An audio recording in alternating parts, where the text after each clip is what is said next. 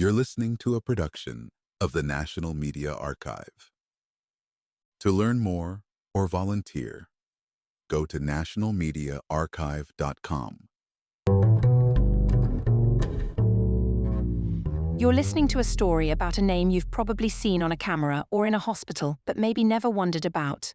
Olympus, an Asian brand admired all over the globe. In the early 1970s, they blew open the world of photography with cameras that didn't just compete, they redefined the standard. If you held one, you'd feel it. Solid, beautiful, practical. Back then, they made a model called the OM1. Launched in 1972, it weighed half as much as its rivals but gave away nothing in quality. It would take the rest of the camera world years to catch up. But as Olympus climbed higher, something dark was brewing behind the glass and metal. In Tokyo, Olympus built its reputation not just on cameras, but on the tiny worlds hidden inside the human body. They made high-end microscopes and pushed deep into medical technology, becoming a giant in endoscopy, those cameras that look inside us when doctors need to see the things we can't. People think Olympus, they think cameras, but the truth is, Olympus is an empire of medical eyes. It's like the Google of endoscopes, the best in the business. When Japan's economy was on fire in the 70s, Olympus expanded fast. Their factories hummed with 3 pillars: microscopes, cameras, and medical gear. Advertisements promised that you couldn't take a bad photo. And in Japanese workplaces back then and often now, the culture leaned hard into loyalty. You joined out of school, you stayed for life, you didn't question the boss, you didn't stand alone. But inside Olympus, a man named Kikukawa started mixing in some Western ideas. He joined in the 1960s, rose through the ranks, and by 2001 he ran the whole show as president. Charismatic, admired, pushing Olympus into digital photography and new tech. Then he did something radical for a Japanese giant. He brought in an outsider. In 2011, Kikukawa hired a British manager named Michael Woodford as president and chief operating officer, second only to him. Woodford had worked with Olympus for decades, building up their medical business in Europe. He knew how to run things lean, make tough calls, and squeeze profit out of underperforming branches. And he'd always had a nose for anything shady. But here where the story twists. When Woodford landed at Olympus's Tokyo headquarters, it looked like he'd finally reached the top. But the reality was different. The title of president used to mean you were the boss. Kikukawa quietly changed that. He made himself chairman and CEO, keeping all the real power for himself. Woodford realized he was a figurehead. The board, handpicked by Kikukawa, did whatever the chairman said. He might as well have been pulling strings on puppets. Then came the magazine.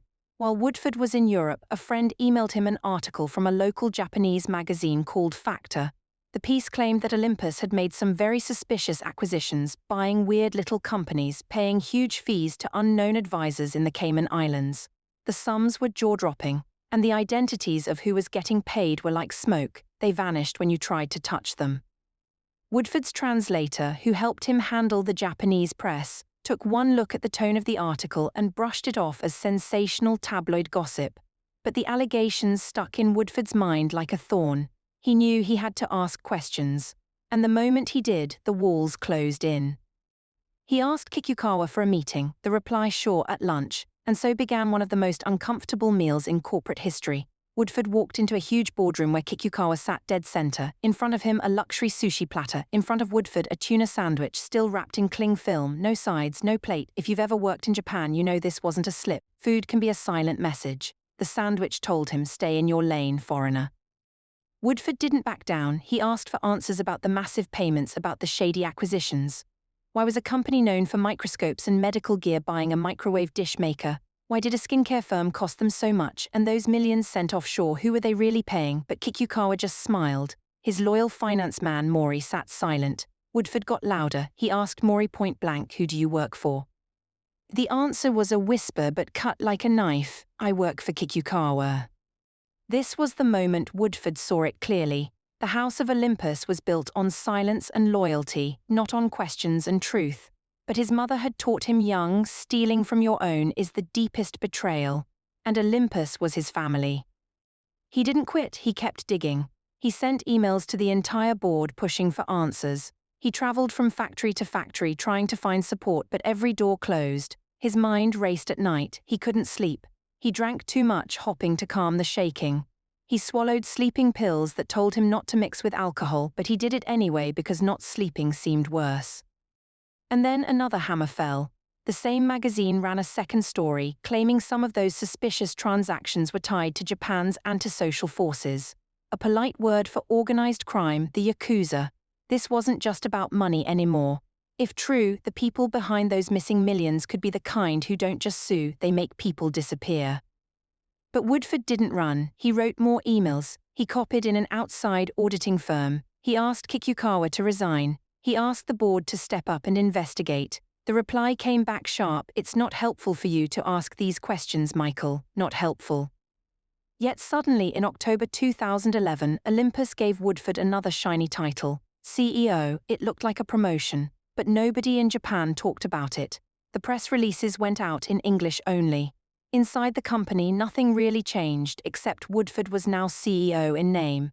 Kikukawa still held the strings. Woodford sent one final email, this time attaching a report from a major independent auditor. The report confirmed what he feared: $1.7 billion spent on shell companies, shady advisors, and consultants that didn't exist. He pressed send. He waited for replies. One by one, the board members read his words, and the plan to silence him snapped into action. They called him back to Tokyo for a special board meeting. He walked in to find the atmosphere cold, buzzing like a nest of hornets. Kikukawa walked to the podium, not to his chair, and announced that today's agenda had changed. Instead of talking about the fraud, the agenda was simple: fire Michael Woodford. Hands shot up all around the table. The motion passed in seconds. After 3 decades inside Olympus, after climbing every rung of the ladder, Michael Woodford was out. Fired for doing what he'd been hired to do, protect the company. But he wasn't going to vanish quietly. When Michael Woodford stepped out of that boardroom, he knew Olympus wasn't done with him, but neither was he done with Olympus. They'd thrown him out of the glass tower, but they hadn't taken his voice. His phone buzzed in his pocket. The company's security man demanded he hand it over. He gave them one, wiped clean, but he held onto another. He knew his family would need him reachable. He knew he'd need every scrap of evidence to stay safe.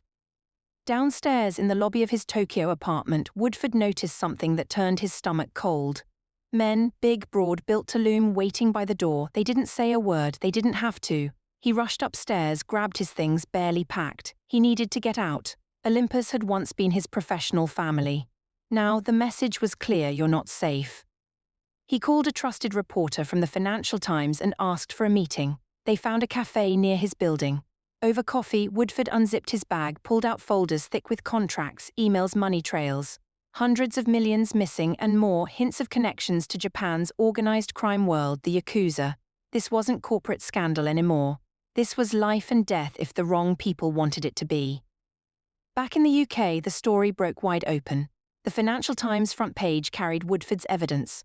Overnight, Olympus, once a proud name for cameras and hospital scopes, was now the symbol of cover-up and corporate fraud. In Tokyo, the board scrambled to contain it. They told local media Woodford didn't understand Japanese management. He was too brash, too foreign, but the international press smelled blood in the water. The truth was out, and this time the world was listening. Woodford worked every microphone he could find. News shows, radio, newspapers. If someone asked, he answered. He named names. He laid out exactly how the fraud worked. Olympus hid losses for years. Back in the 1980s, when Japan's economic bubble popped, big firms lost billions. But instead of telling shareholders the truth, Olympus swept those losses under the rug. They shuffled bad debt around, a trick called tobashi, burying it in friendly companies so the balance sheets looked clean. Eventually, they bought worthless firms at sky-high prices, paying shady advisors huge fees. It was corporate makeup to hide a bruise that never healed. Tobashi wasn't just an Olympus trick. It was a dirty little secret of the Japanese bubble years. Many big companies did it, moving losses around like playing hide-and-seek with numbers. Officially, it was banned by the early 2000s, but as Woodford found out, unofficially, the habit lingered. Inside Olympus, the scandal blew open the walls. Journalists who'd once bowed to the polite quiet of Japanese corporate life started to dig. Regulators, sleepy for years, woke up. Olympus shares, once solid, plummeted by 70% in a single month. For shareholders, billions vanished overnight. The Olympus board tried to spin it. They said Woodford just didn't get how Japanese companies run. They hoped the old ways of silence and loyalty would keep their secrets buried. But the world was different now. The internet, global press, investors with no patience for hush-hush deals, they all wanted blood. In December, an independent report landed like a bomb. A retired Supreme Court judge called the Olympus board what they really were, yes men. The report validated Woodford completely. It made it impossible for Kikukawa and his inner circle to cling to their seats. One by one, they fell. But Woodford couldn't save Olympus alone. He had a plan, bring in a whole new board, all Japanese, all respected. But the big banks and insurance firms that owned huge chunks of Olympus stayed quiet. They didn't want open conflict. Woodford realized he could fight for Olympus, but he couldn't change the entire DNA of corporate Japan overnight. In April, at an extraordinary meeting, the board that had once raised their hands to fire him now stepped down themselves. Kikukawa and his loyal lieutenants were out. The Tokyo District Court ordered them to repay more than $500 million to the company. But by then, the damage to Olympus's name was done. For a while, Olympus looked like it might collapse under the weight of its shame.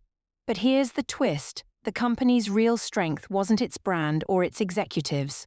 It was the people behind the cameras and the scopes, the engineers, the factory workers, the tech teams who kept building some of the world's best medical tools. Slowly, new leadership took hold. A new president, Sasa, and a new chairman, Komoto, both from within Japan's world of medical tech and finance, promised to rebuild Olympus brick by brick. They didn't just hold press conferences. They showed receipts, real changes. They forced every deal, every signature, every sponsorship to pass new checks and balances. They hired independent auditors who didn't answer to anyone inside the company. They told shareholders exactly how they'd make sure Olympus would never be a cautionary tale again. It wasn't quick, it wasn't pretty, but it worked. Slowly, confidence returned. Investors who'd once fled came back. Inside hospitals, Olympus endoscopes still ruled the market. In camera shops, their compact models kept evolving, tiny stabilizers, sharp lenses, smaller bodies, all without losing quality. What once weighed you down now slipped into your pocket. The company that once hid its bruises learned to wear its scars in the open, because there was no other way forward. Olympus learned the hard way that trust, once shattered, only returns when you stop talking about it and prove it instead. After the scandal ripped through Olympus, the brand that once symbolized quiet excellence had to reinvent itself in front of the entire world. And strangely, the very thing that nearly killed it, global attention, became the same force that forced it to heal. Inside boardrooms, the new leaders drew up strict lines. No more hidden deals, no more friendly companies soaking up losses like sponges in the dark. They built rules for how money flowed, how contracts were signed, and who could sign them. From the smallest purchase to the biggest international deal, signatures had to come in pairs, verified, documented, checked again. No one person could play puppet master ever again. Across the company, employees had to put their names down two forms promising they'd stay clean. No bribes, no shady sponsorships, no favors under the table. It wasn't just paperwork. It was Olympus telling its people, the old days are dead and this is how we stay alive. In some ways, Olympus was lucky. Despite the lies at the top, the bones of the business were strong. The camera team still had decades of expertise. The medical side, endoscopes, microscopes, those divisions were global leaders long before the scandal. Hospitals still needed what Olympus built. Doctors still trusted the tiny cameras that snaked through arteries and organs, saving lives in silence. Those core products pulled the company back from the brink. Even photographers stuck around. Ask any hobbyist or pro who shoots Olympus, they'll talk about the little miracles that changed how they worked. Years ago, Olympus was first to nail 5-axis image stabilization. That tech turned shaky hands into steady shots, no tripod needed. They jumped ahead with mirrorless systems too, ditching the bulky mirrors of old-school DSLRs for lighter, smaller designs that still delivered crisp, rich images. A whole wave of mirrorless cameras that followed owes Olympus a nod. For many shooters, that loyalty never broke. And as for Michael Woodford, the man who refused to stay silent, he didn't vanish either. He wrote a book called Exposure, laying out exactly how Olympus hid its rot and how he yanked it into the light. He stepped back from the corporate battlefield but stepped up as a whistleblower's whistleblower, a consultant who now tells other companies how to keep their shadows short and their ledgers clean. Olympus's share price, once a free fall, started climbing back up. New investors arrived, old ones returned. The scandal, once their shame, became a hard lesson every new hire absorbed. It was Japan's Enron, but unlike Enron, Olympus survived. Because this time, when the truth cracked through, enough people inside and outside refused to bury it again. Inside Japanese boardrooms, the shock rippled far beyond Shinjuku. Companies saw how fast silence could shatter when a single honest voice found the right megaphone. Laws shifted too. Japan's corporate governance code toughened up, pushing boards to add truly independent directors, people with no strings to pull and no debts to pay back in favors. It didn't fix everything, but it made pretending harder. And Olympus, the brand on the camera you see at a family wedding, the scope you never see in the surgery room, became a symbol in two parts. The cautionary tale about what happens when loyalty replaces honesty, and the proof that even a giant can stumble, break, and stand up again if enough light gets in.